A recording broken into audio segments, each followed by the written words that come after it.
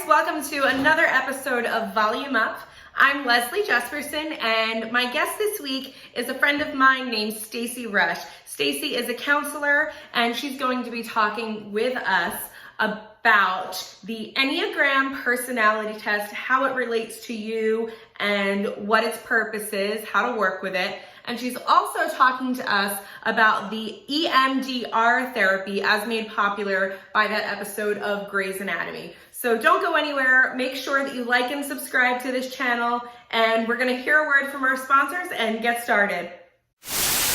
You guys, I just have to talk to you for a quick minute about these Goli apple cider vinegar gummies. You might have seen me talk about them on my Facebook or my Instagram, but I am seeing such a difference in my energy levels and in my appetite, which is something that I do struggle with my hypothyroid. And they're gluten-free, they're vegan, non-GMO, organic. It's the apple cider vinegar with the mother that has all the crazy good benefits, but it's really disgusting to shoot. You can take 2 in the morning, 2 in the afternoon, or you can take up to 6. And I am just loving them. It's so easy. It's not like a pain like it would be taking the shots of apple cider vinegar. And if you want to get yours, use code LeslieJ for a discount, and make sure you let me know how you like them. Hi. Hi. So we're going to chat today about, first of all, I need to know how to pronounce the Enneagram. So how do you pronounce that word? You pronounced it right. It's Enneagram. Okay. So Ennea is Greek for the number 9. And then gram is a picture. So there's 9 personality types. And so that's where Ennea comes from. And then the diagram of the Enneagram is the gram, the picture part. So what exactly do you do with this? So I was looking it up and I've heard it before. I think I took the quiz before, but I don't remember what I was. So what is it that you do with this? So I think there's several tests out there that you can take for it. But what you want to do, it's similar to like Myers-Briggs and the Young personality type test. But what this one does differently is it gives you your behavior, like your motives. Not like this is who you are, but this is why you are who you are. And I think that's why it's so important, to know who you are and to have that background, because then you can say, okay, you feel less crazy. Like it's validating, because you're like, there's other people that think the same way as me. I thought I was nuts, Yeah. So the diagram it's actually really complex. So it's not just, this is your personality type. So when you see the diagram, you'll see like a number, you'll see numbers next to yours. So the 2 numbers that are next to you are personality types that you might like kind of take on. So for example, I'm a 2 and I take on a lot of the 1 personality type. So those are called your wings. But then you also have in the diagram, you have arrows that point to different numbers as well. And those are, you take on those personality types when you're unhealthy and when you're healthy. So there's like a huge picture to the personality type. And I think it's funny because a lot of people will say, well, you can't pinpoint my personality, but you can. You pinpoint your desires and your motives and your behaviors, and then you kind of take on all these other personality types based on your perception and your experiences in life. Right. Hold on, I'm going to pause you because my robot vacuum just turned on and it's going to distract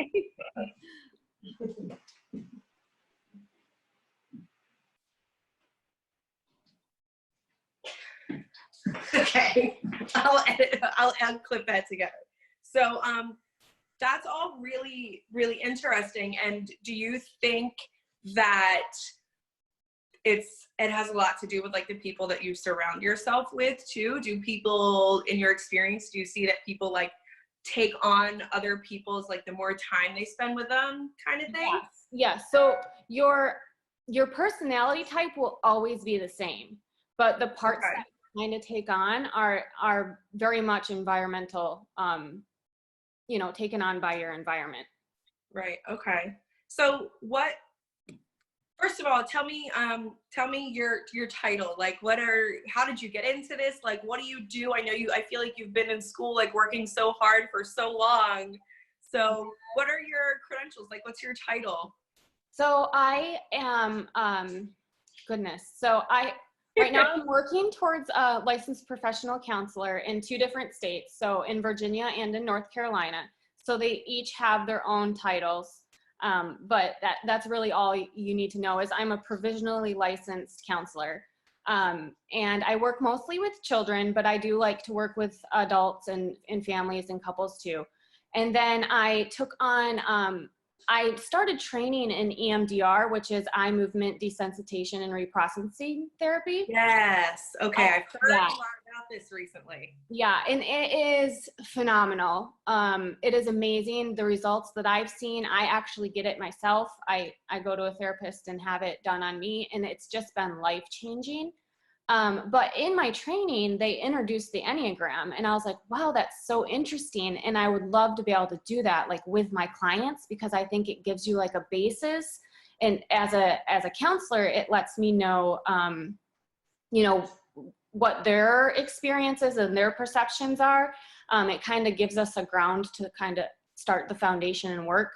And so I waited until I got a little bit more comfortable with EMDR, and then I found your Enneagram coach, and she offers online trainings, which is perfect for me because I can't travel a whole lot, like with my work and everything. So I purchased, I purchased the course, and I trained, I can't remember. I think it was either 12 or 16 weeks of courses. And so now I'm your Enneagram coach certified Enneagram coach. Wow, that's cool. Yeah. So the whole EMDR, right? Eye movement. Okay. So I had heard about that through one friend who was trying, work through a lot of childhood trauma and stuff. And then Grey's Anatomy featured it in one of their episodes. Tell me a little bit more about this, I guess this is a technique. Yeah. So I actually loved Grey's, the way that they showed it, because it was really accurate. Which is refreshing, I'm sure. Right. Yeah. And so, because a lot of times you'll see, and people think it's like a cure-all, and it's not, and not everyone can do it. But gosh, it's so amazing. So when we have any sort of trauma, and I say trauma, a lot of people kind of like squirm when you say trauma, but trauma can be something huge, and it can be something little. So trauma is really anything that makes you have like a negative belief about yourself. So if you're believing any sort of negative activity or a negative belief, then you've experienced some sort of trauma, whether it be small or big, but they're all treated the same. So what EMDR does is when you experience that trauma, it gets lodged in the emotional side of the brain. So when it does not make it to the logical part of your brain. So you can imagine, like, when things get stuck in the emotional part of the brain, we're trying to make sense of it, right? Because that's what we do as humans. We're like, what does this mean? What does that mean about me? What does it mean about them? Right. But when we do that in the emotional part of the brain, it's not accurate. So we're telling ourselves things because we want to make sense of it. So however we figure out how to make sense of it is what we tell ourselves. And usually that's something negative in the emotional side of the brain. So when we can move it to the logical part of the brain, it's kind of like, okay, like that memory is still there. It happened. It's still part of your history, but you no longer have that negative emotional charge with it. Whew. Right. So you can like you can say, they did me wrong, and not like feel it. Right. So you're like, they did me wrong and they suck. Right. But you're not saying they did me wrong and I suck, or they did me wrong and I didn't do this right. Right. So what you do in EMDR is you bilaterally stimulate, so left and right. And you can do that by eye movements, like you can follow a therapist's fingers. I use buzzers. Most people like the buzzers, so it buzzes in the left and right hands. You just hold them. For kids, I use like running, walking, hopping, like one foot to the other. So when you move each part of the body, the left and the right, it helps move that trauma to the left side of the brain is your emotional, and it moves it into the right side of your brain where you can make sense of it. And it is amazing. I work with a lot of kids, and I tell them we're gonna go on a road trip. And I say, your car has no known destination, has no known stops. You're gonna let it go. And the car is the analogy for the brain. So you're just gonna let your brain go. And I've had people say like macaroni and cheese, like came into their mind. And I'm like, okay, that's fine. Somehow you associated macaroni and cheese with what happened. You might've been eating it. You might've smelt it. I don't know. And it's really weird, but your brain just brings back everything that it needs to make sense of what happened in a rational and adaptive way. It's so fascinating because my history. So for you guys, I did a Facebook Live, like putting my makeup on today, and I was saying about how we connected and how important the group of friends was, because I met you at such a point in my life that, we had babies together and we were doing all this stuff, but the trauma that I experienced, you guys kind of like watched it all unfold. And I don't know how. I did a lot of work. I saw a therapist briefly, and I was on medication briefly, but I did so much work to somehow move those trauma responses from like emotional to logical. And I didn't really understand what exactly I did until you were explaining it just now, because I can like, talk about my divorce and talk about everything that happened. And now with these tornadoes in Nashville, I had an emotional response to that because, thinking about the natural disaster that I experienced. And I did feel that a little bit more than, because I have so many friends over there, but anytime there's like floods and stuff, I don't think that I fully processed and healed from all of that trauma. But with the divorce, I think I was forced to, because I still had to co-parent. I still had to see him all the time. And like, I didn't really have another choice. I could choose to be, not that I chose, but I could let myself go off, fly off the handle every time I had to speak to him, which was like every day, or I could somehow figure out how to work on this trauma and heal that relationship and that situation and come to terms with everything that happened, so that I'm not like losing my mind every time that comes up. And I can see now how important that therapy that you do is for people who experience, like you said, trauma can be anything. And I lessened down my experiences because, when I'm told I have post-traumatic stress disorder from a divorce, and like I'm like, that's silly. Like, that's dumb. People get like more than 50% of the population gets divorced. What do I get to have like trauma from that? But now I realize, as I've, done the work and experienced that, like that was traumatic for me. For my experience, it was traumatic. And I'm sure in your work you see that a lot, and how it affects kids. Just because it happens all the time doesn't mean that it's not like something serious. Exactly. And you said it perfectly, because there are so many people that experience PTSD type symptoms and don't even realize it. So if I had it with my kids. I have 3 boys, and they run around like crazy hooligans. And I was noticing myself getting so irritable and so frustrated. And I'm like, what is this about? Like, I know in my brain that they're just kids and they're running around, they're boys and they're very active boys. Why am I getting so frustrated? But what I realized through therapy and through EMDR is that it was bringing back a lot of the chaos from my childhood. So consciously, I had no idea that that was happening, but my body remembered, like, this feels like chaos, and my childhood felt like chaos a lot. So Right. I was relating them in that, I mean, somebody could diagnose that as PTSD.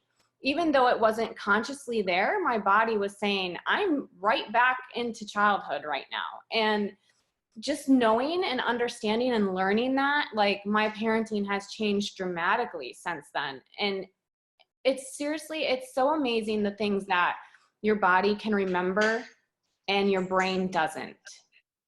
I was just going to ask you to elaborate on that, how like in our muscles, in our nerves and everything, we hold on to things that consciously we don't know that we do, right? Right. Yeah. So I love using somatic responses for everything, because there's so much more than just what we remember. And so anytime you feel like your shoulders tightening up, or your stomach getting weak, or your heart rate increase, that's attached to something. And so I always tell people, like, if you're experiencing that, approach it with curiosity and just ask yourself, what is it that I'm experiencing right now? And you might not be able to bring it, to the conscious forefront of your brain, but just acknowledging it is giving you a chance to redirect yourself in those behaviors. Yeah. I found that over the winter and over the fall, I started having panic attacks so badly that I was fainting. And I didn't know, like, I would start to feel dizzy, and then I would start to panic because I was feeling dizzy. And then I didn't know that it was anxiety. Like, I'm like, what? And I've talked about this on other episodes before, because I thought there was seriously something wrong with my body. And it was just, and I did exactly what you were saying. I'm like, okay, when is this happening? This is happening when I'm in doctor's offices. This is happening when I'm in hospitals. Let me go back and, like, what happened? Okay, I had a really bad experience at Planned Parenthood. I was treated, I needed care. I didn't have insurance, and I was treated like garbage, and that triggered, or I was hospitalized and I was alone, and they kept, pumping me full of Benadryl and not addressing the symptoms. So there was all these things that I had experienced. So next time I'm, like, sitting in a doctor's office waiting room, and I'm thinking it's my sugar dropping, so I'm drinking lemonade, and next thing I know, I'm, like, out, and then they want to call the ambulance, and, like, it's just all these things happening over and over again. And it was my body's physical response to, like, I would logically say, I'm fine. Like, literally, I'm just here for a doctor's appointment. What the hell is wrong with me? Yeah. And my body was like, no, we're freaking out right now. Yeah. Mm-hmm. But once I've been able to look at it with curiosity, I can truly say, like, do my deep breathing, and, like, I'm safe. That's something that I say a lot. I'm safe. Everything's fine. I'm going to be fine. I'm going to be well taken care of. And I think between the therapies that you're talking about, and I'm huge on affirmations. Like, that's what works for me. I, like, tell myself things over and over and over again. And I'm, like, reprogramming that message that I'm telling myself. And yeah, you commented on my Facebook the one day about I have a trigger that, like, brings out that shadow side of me that I just get so angry and bitter and pissed off about. And you said, like, sit with that, where everyone's like, oh, just let it go. Like, I can't. I know logically I need to let it go, but, like, I can't do it. So tell me a little bit more about, like, what would that do to help, like, actually sit with your feelings and like look at that anger? Yeah. So we, from very small age, and I think our parents probably too, we've always been taught, get over it and go, just get over it. Really, we've never been taught to acknowledge our feelings and our emotions, and those have been kind of like stigmatized to be a negative thing, but it's not. It's your body is telling you that you need to do something right now, because an emotion is actually a physiological response. So if you like, for example, you're out in the woods and there's a bear and we get scared, right? But the emotion is actually coming from the body saying, you better run because that bear is going to get you. So our emotions are a warning signal that something is happening and we need to figure out what it is. So I always tell everyone, sit with what you're feeling and just find out what it is. Why is it that you're feeling, irritable or angry? And at sometimes, like, for example, when you go in front of people and you're going to speak, those emotions are good. You want that, because your heart rate increases. You start to have a little bit of anxiety, but it's actually good. It's creating adrenaline and it's getting you prepared. It's preparing you. But there's a point that it becomes not so good. And when it does reach that point is when you want to say, what happened? And why is it that I'm not, on a healthy path right now? And so just sitting with it to say, like, what is it that I'm feeling? Even ask yourself, when have I felt like this before? Because that can help you prepare and bring up maybe the first memory that, created this perception and this experience in your mind. You might be able to resolve it by doing that. And just our experiences and our memories and the people that we've had in our lives, they all are incorporated into every memory that we have.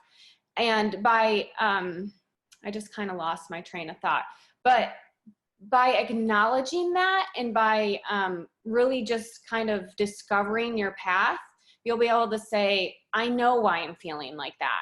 And this is why. And now what do I do to change that? Because most of the time those feelings are not welcomed. We don't want them there. Right. So by doing that, by acknowledging, by trying to remember, by, attaching it to other things in your life, you're working through it and you're not pushing it aside. And like what you said earlier, when you do push it aside, it always comes back. Mm-hmm. It comes back in ways that we do not even know. And so when you do sit with it and you work through it, they don't come back. Yeah, that's so true. And I know for a while, I did so much self-inquiry work when I started doing yoga. Like, who would have thought that yoga was more of like a mental workout for me than physical? But I found myself in this period of time where I was like, okay, I know all my demons now, but like, now what? Like, now I just am like real mad at myself all the time because I know all of the, terrible things, why I do what I do. And correct me if I'm wrong, but I feel like maybe that might be, if you haven't, done therapy or these things, that might be like the next step if you want to, like, you need an action plan. Mm-hmm. Yeah, definitely. And I think that's where you really want to get like the professional help, because a lot of us just don't have that knowledge. We don't know what to do with it. Right. And even with the Enneagram, you can find that. You can find those things in your strengths and your weaknesses, and it guides you to what you need to do to kind of get out of that like rut, Now, with the Enneagram, is that something that people can work with you privately for? Like, so you can only practice in Virginia and North Carolina, or with that, can you work with people virtually wherever? No, so that is separate. So the Enneagram coaching is completely separate. I do use it with my clients if they want it, but for just strictly Enneagram purposes, I can work with anybody. That's so cool. And really, by finding out who, what personality type you are and what your wings are, I feel like it would really just help you in everyday life, in your relationships, in your job, in just how you deal with people, even parenting, dealing with your ex or your kids or any of that, by like knowing who you are and what your triggers are and what your traits are logically. I feel like it could probably help you like stop and just live a better life, less chaotic. Right. Yeah, it does. And it also helps you validate yourself, like I said, because sometimes we just get so stuck in like, why am I doing this? And well, am I like weird? Am I the only person that thinks this way? But we're not. There's so many others out there that are doing the same thing and thinking the same thing. And and then the same on the opposite spectrum, if you have like, your significant other or a best friend and you're like, why did they do that? But knowing their Enneagram number, you'll be like, oh, that's why they do that. Now I get it. And it makes it like less, like you judge less. And I hate judging. Like I cannot read a news article or the comments on any type of news article because people are just so judgmental. And with my knowledge, and I'm sure other people too that don't have the knowledge, but you're like, you do not know what that person is going through. You don't know. And like I was telling you about the trauma, when it's stuck in the emotional part of the brain, they could have been in a situation that brought up something from their childhood and they can't think right. You physically cannot think right when you're being triggered.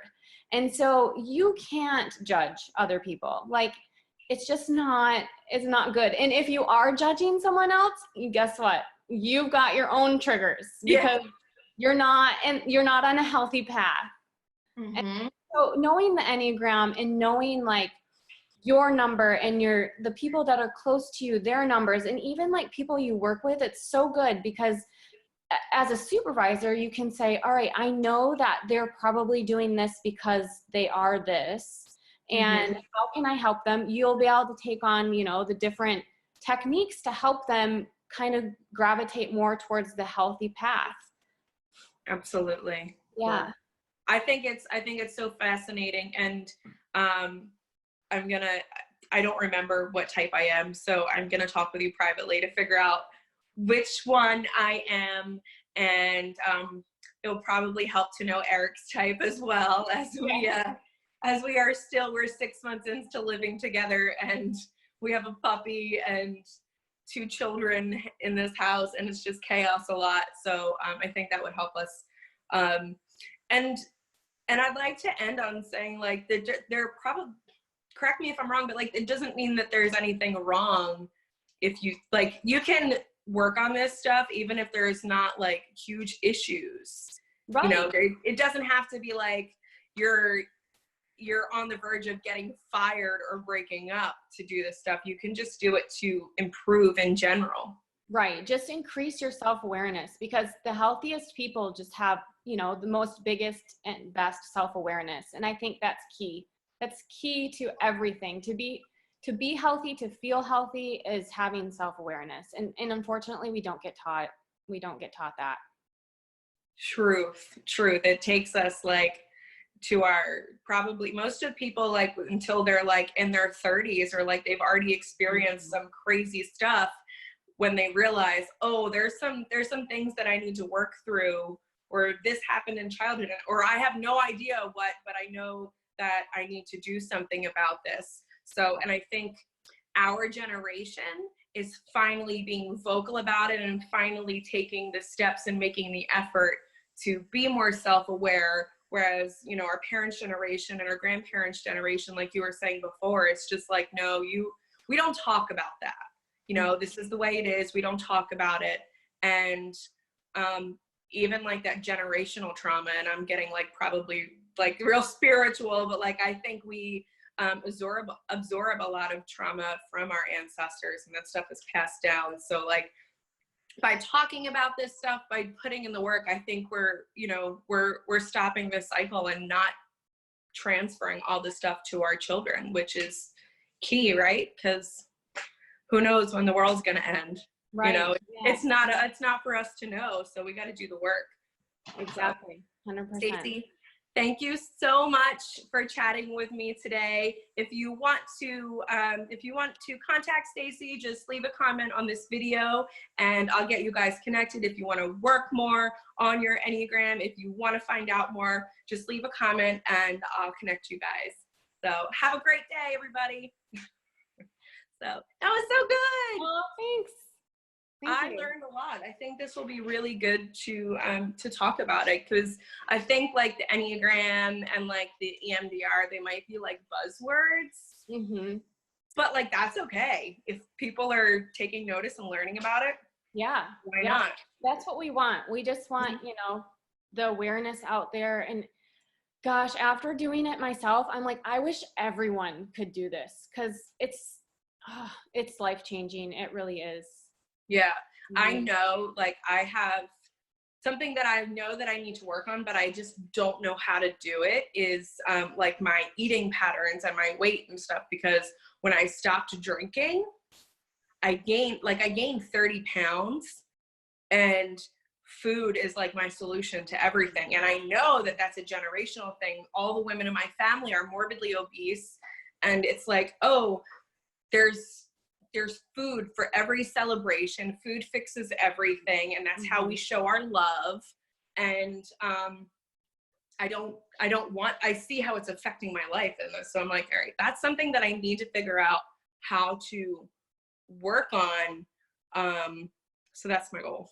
Yeah. Right So they have EMDR protocols for that too. Really? Yeah. Mm-hmm. I'm gonna have to look into that. And so you can like resource things in through EMDR that will say, like, your brain will learn not to go right to food, because we've just learned that. That's our time. Yeah. Absolutely. How what's like the length of time for like, is it like a month? Is it 6 months? Is it years kind of thing that people? It just really depends on the person. I've had people in one session. I've had people get it done in one session. I mean, like, there's various studies out there that have done, I think it was like 80% of soldiers with PTSD after 6 sessions did no longer had PTSD. So Wow. 6 sessions, like, really, that would take forever, you know, without EMDR, just because it's so hard to access those things consciously, and EMDR to do it unconsciously. Like, you're not hypnotized, which a lot of people think it is, but you know, you're still conscious, but your brain I don't know, it's crazy. But they also say it's just like REM sleep. So, you know, in REM sleep, your eyes are moving back and forth, and a lot of times we'll have dreams and they actually mean something, that you're actually processing a memory or an event through your dreams. And that's where the idea came from. Who developed EMDR was from REM sleep. So it's so fascinating. Yeah. Well, I will let you go. Okay, but girl. This will air next Tuesday at 8:30, and I'll give you the link and stuff. Okay. And thank you so much. I'm so excited. Thank you. All right, I'll talk to you soon. All right, bye. Bye. Okay, but for real, like this video, make sure you hit subscribe so you don't miss any of our episodes. And we would love if you connected with us on social media, on Facebook, Volume Up with Leslie Jespersen, on Instagram at Volume Up Online. And don't forget to check us out on our website. Leave a review on Facebook if you really enjoyed what you saw. Share with your friends. Thanks.